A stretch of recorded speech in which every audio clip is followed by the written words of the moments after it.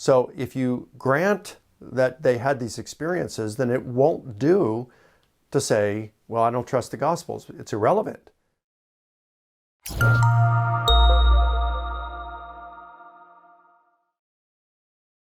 Several years ago, Gary Habermas came up with what he refers to as the minimal facts approach. Sometimes he calls it minimal facts method.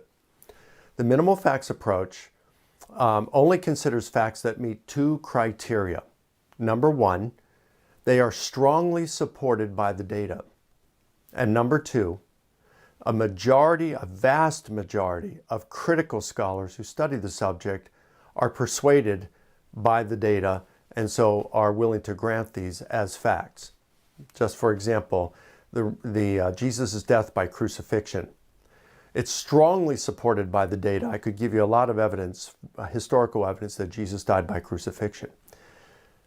This evidence is so strong, the data is so strong, that the overwhelming majority of critical scholars today, a heterogeneous vast majority, so you've got Christian, you've got conservative, moderate, liberal Christian, agnostic, Jewish, atheist historians, New Testament scholars who study the subject, they all agree that Jesus died by crucifixion. Now, of course, you might find a handful who deny it or think that Jesus survived, but out of thousands of scholars, when you only have a handful, you don't tend to pay much attention to them. They're kind of like Holocaust deniers. You have about as many professional historians who reject the Holocaust as you have who say Jesus never existed or died by crucifixion. Okay, so that's a minimal facts approach.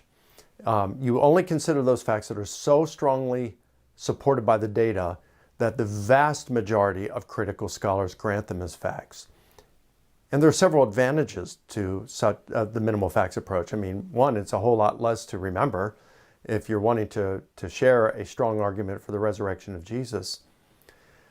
But another nice thing about it is, since most people grant these facts, then it's just a matter of what's the best explanation of these facts.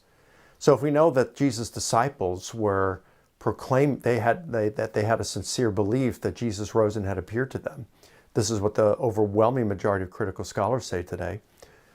If that's the case, then if someone responds by saying, well, I don't trust the Gospels. Okay, well, do you still think that Jesus' disciples believed that Jesus rose and appeared to them?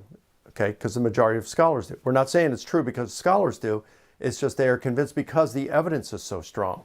So if you grant that they had these experiences, then it won't do to say, well, I don't trust the Gospels. It's irrelevant. You still have to explain the knowable facts. That's the minimal facts approach.